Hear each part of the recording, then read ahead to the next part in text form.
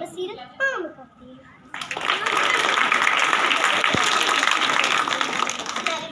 इकबाल बड़ों की शायरी थे और छोटों की शायरी थे। आपने बड़ों के लिए भी शायरी की और छोटों के लिए भी शायरी की।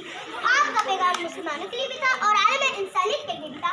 आप मिल्लत के नौजवानों को शाहीन के रूप में कहना चाहते थे, क्योंकि शाहीन हमेशा महल परवाज़ रहता है, आसमानों की बुलंदियों को छूता है।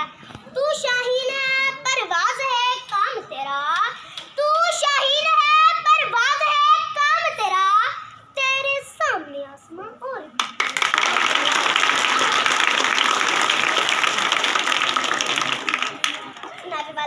इकबाल की आवाज दिलों में दबी और फर्जंदाने इस्लाम शाहीने इस्लाम बन गए।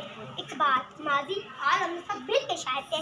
उन्होंने अपनी शायरी के जरिए मुसलमानों के सीने में आज़ादी की ऐसी तमन्ना पैदा कर दी जो बिलाखिर पाकिस्तान में मुनतहिद हुई।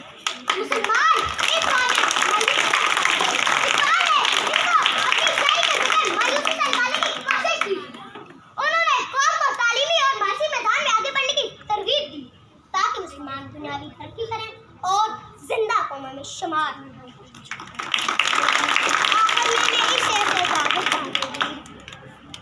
निशान यही है ज़माने में जिंदा